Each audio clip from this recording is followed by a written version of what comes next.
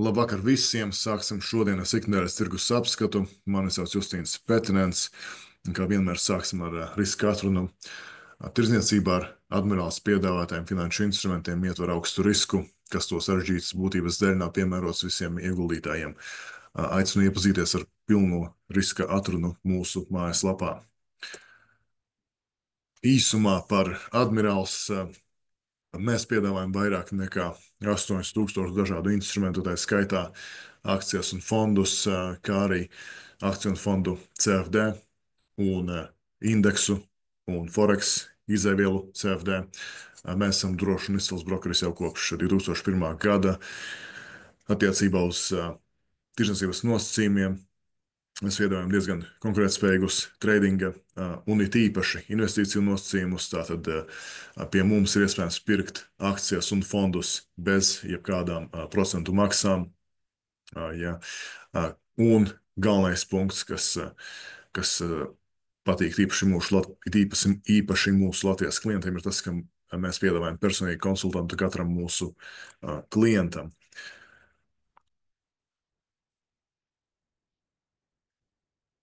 Un pārējot uz cenu kustību pagājušo nedēļu.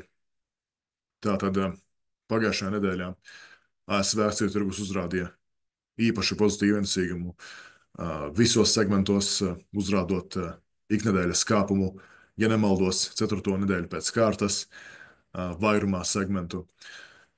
Pagājušās nedēļas ienesīgums S&P 500 indeksam bija straujākais kopš aprīļa 2. nedēļas, kad tirgi pozitīvi reaģēja uz neskaidrības samazināšanos attiecībā uz tarifiem. Ja, tātad 2. aprīlī Trumps paziņoja par tiem te pirmajiem, jeb ne pirmajiem, bet palielinātiem tarifiem attiecībā uz Ķīnu tīpaši. Cikliskie sektori ievērojami pārsteidza necikliskos sektorus, un tehnoloģiju un patērētāju sektori uzrādīja pieaugumu nedēļas laikā par gandrīz 8%. Ja. Kā arī tehnoloģiju sektors ir atpakaļ līderpozīcijā, mērot pēc ienesīguma kopš gada sākuma, uzrādot vairāk nekā 8% ienesīgumu pieaugumu, 8% pieaugumu tik tālu šogad. Atsevišķu nozaru līmenī bilde kopumā ir ļoti pozitīva. Izteikti pozitīvs ienesīgums ir riskantākiem ar tehnoloģiju sektoru saistītiem segmentiem, jeb nozarēm. Piemēram, pusvadītāja nozare, ja tātad XSD fonds, uzrādīja ienesīgumu gandrīz 12% apmērā nedēļas laikā. Tātad ASV akciju tirgos ir izteikti acīm redzama riska tā saucamā apetīte. Ja. Ja mēs pārējām uz globāliem tirgiem, mēs novērojam rotāciju no obligācijām uz akciju tirgiem un starp akciju tirgiem indeksu līmenī. ASV bija līderos, kas ir, man liekas, diezgan neparasti šogad, jo parasti pirmā vietā ir Eiropas Savienības vai attīstības tirgā, atkarībā, protams, pēc kāda indeksa to skatās.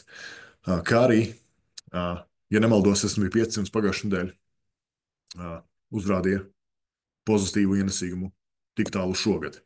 Tātad līdz pagājušajai nedēļai S&P ienesīgums šogad bija negatīvs.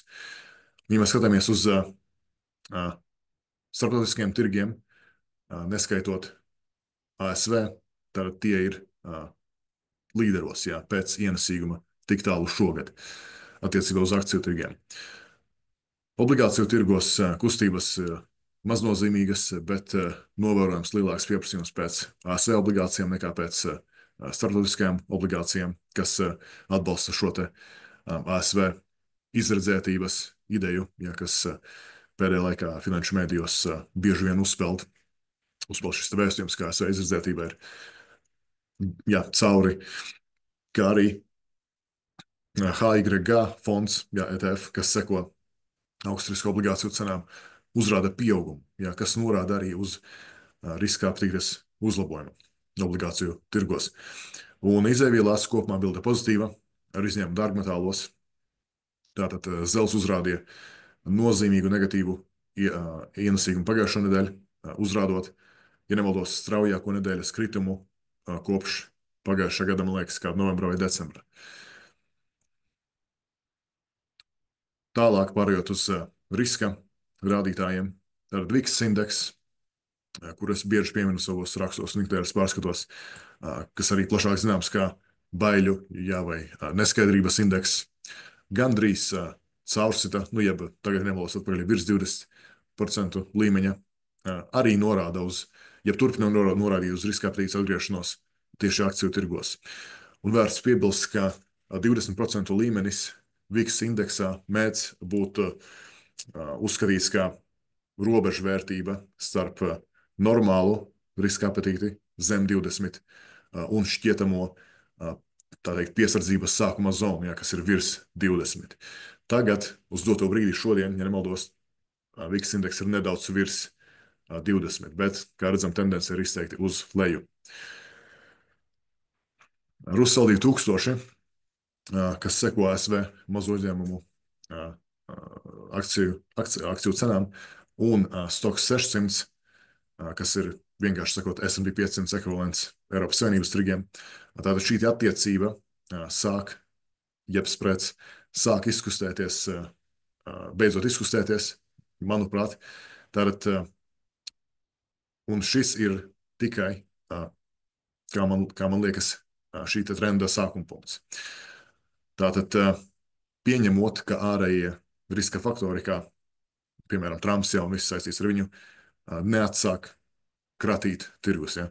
Tātad šī attiecība, tad vēlreiz Russell 2000 indeksa relatīvais ienesīgums pret Stoxx 600 indeksu, manuprāt, var būt augsta potenciāla gan īstermiņa, gan arī nosacīta ilgtermiņa iespēja.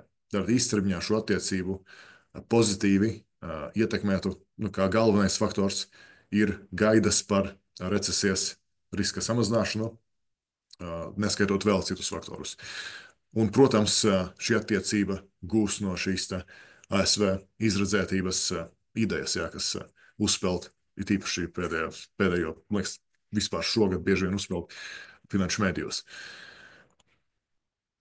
Vairāk kārt šogad savos rakstos biju minējis šo te vara un zelta attiecību. Tātad vara un zelta attiecība ir viens no rādītājiem, kas parāda tirgus dalībnieku ekonomiskās aktivitātes ekspektācijas. Tātad pieaugoša attiecība norāda uz optimistiskām ekspektācijām un otrādi.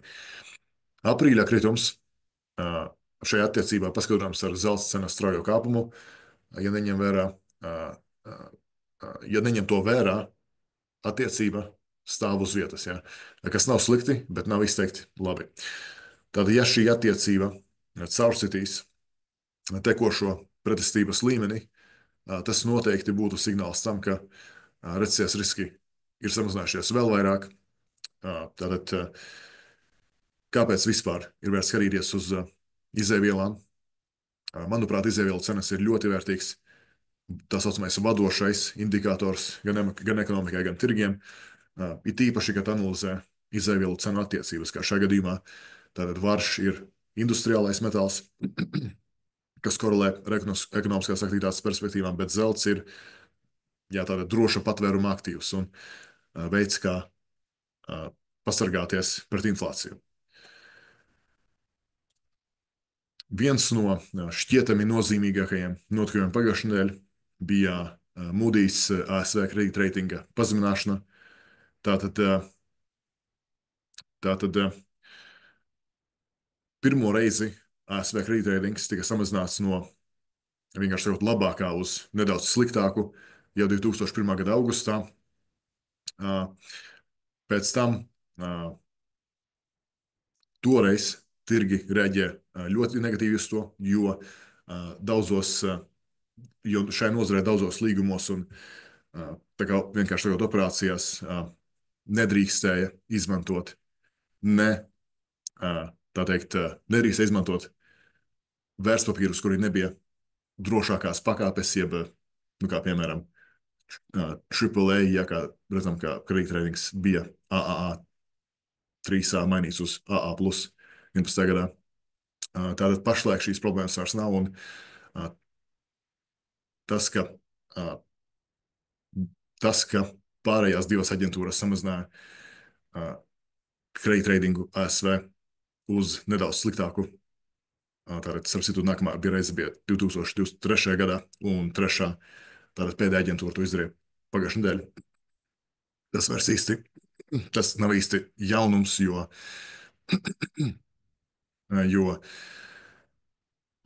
tirgi to ir prognozējuši savā ziņā, un gal galā ir jāatceras, ka šīs ir vienkārši aģentūras. Jā, tās ir vienkārši kredītreitinga aģentūras, kuras pēc būtības reaģē uz notiekošo. Jā. Tātad, kā minēju, šī ASV kredītreitinga pazemināšana bija prognozējama un gaidāma, jo tas sākās jau pagājušā gada desmita sākumā. Viens no sektoriem, kuram vēlos nedaudz vairāk pieskarties, ir ASV nekustamā īpašuma sektors. Tātad ilgtermiņā hipotekāro kredītu likme ir viens no svarīgākajiem reālaika faktoriem ASV nekustamā īpašuma tirgum.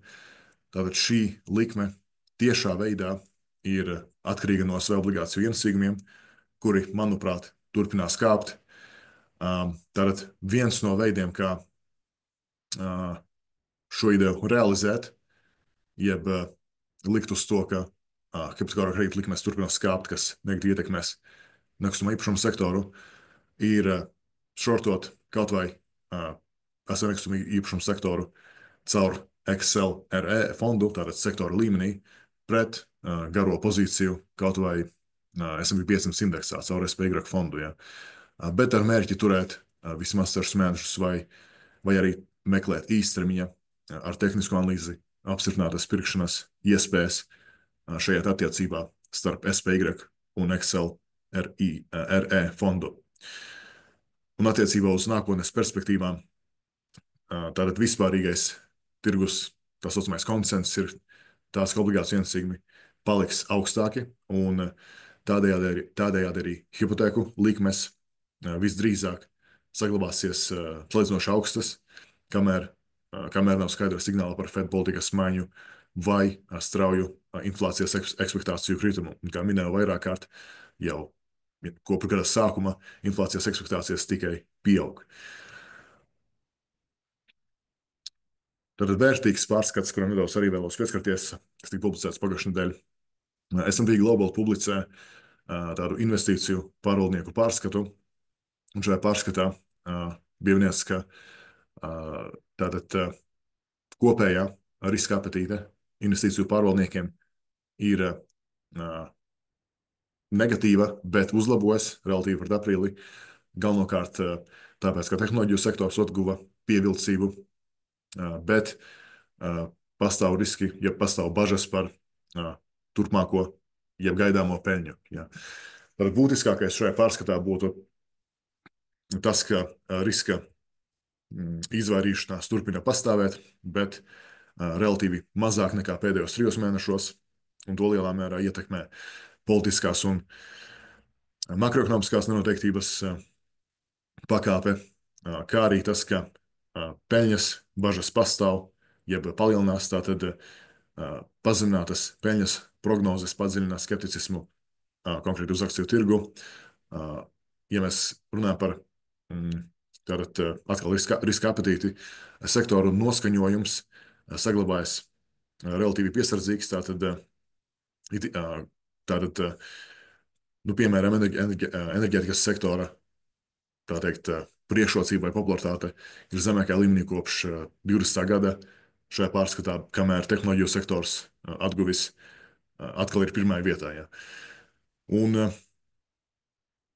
atgriežoties pie peļņas prognozēm, tātad investori, investīciju pārvaldnieki turpina gaidīt negatīvus akciju ienesīgumu rezultātus tuvākajā periodā, un atkal jau uzmanību vērst uz fiskālo politiku, tā skaitā arī vērtības koeficientiem un globālās ekonomikas riska faktoriem.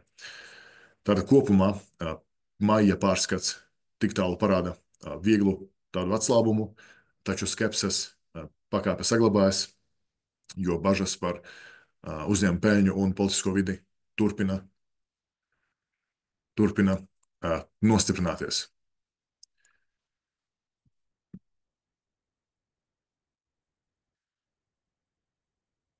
Atgriežoties pie tarifiem, ja nemaldos, biju iepriekš minējis, ka vairāk nekā 70% no Amazon precēm un vairāk nekā 10% no Walmart precēm nāk no Ķīnas. Tas nozīmē, ka tarifu sākotnējam efektam, pat samazinātam pēc pagājušās nedēļas šīs te pauzes, ja, pasludinātās, jābūt redzamam jau tagad, jau maijā. Tik tālu izteiktu negatīvu ietekmi atspoguļotu skaitļos un datos, nevis vienkārši ja, pasakās ziņu virsrakstos, mēs neredzam, neskaitot uzņēmumu izējumateriālu izmaksas un patērētāju noskaņojumu inflācijas ekspektācijas. Tātad mana pārliecība nemainās. Man liekas, ka tarifu ietekme ir pārspīlēta aizvien un ka līdz recesijai tie nenovedīs. Un ja mēs tā teikt attālinam bildi un paskatāmies uz vienu no zināmākiem rādītājiem, makroekonomiskajiem rādītājiem, kas parāda jau ilgāka termiņa kopējo ekonomisko perspektīvu, bilde kļūst pozitīvāka. Tātad šī starpība starp ASV 10 gadu un 2 gadu obligāciju ienesīgumiem, jeb tā saucamais nozarē tends twos, ja, ir viens no populārākajiem ekonomikas rādītājiem. Tātad parasti ilgāka termiņa, tātad 10 gadu obligāciju ienesīgums ir augstāks, jo investori prasa ja prēmiju par ilgāka laika perioda nenoteiktību, sagaidot ekonomisku uzplaukumu, inflāciju gaidām un procentu likmju gaidām pieaugot. Bet, kad attiecība samazinās, tas ir, kad 2 gadu ienesīgums tuvojas vai pat pārsniedz 10 gadu ienesīgumu, tad tas tiek saukts par plakanu, jeb, ja, man liekas, pareizi teikt, invertētu ienesīguma līkni. Un tas var būt signāls par recesiju. Tātad ienesīguma likmes inversija liecina, ka tirgus dalībnieki sagaida nākotnē zemāku procentu likmi, ja, un kad attiecība tuvojas nullei, tirgus ir neitrāls, bet tad, kad tā kļūst negatīva, ekspektācijas, jā, var teikt, ir pesimistiskas. Un pretēji attiecības pieaugums, ko mēs redzam tagad, atspoguļo optimismu. Tātad tirgus dalībnieki gaida augstāku inflāciju un stingrāku monetāro politiku, kas ir saistīts ar optimistiskām ekonomiskās aktīvās ekspektācijām.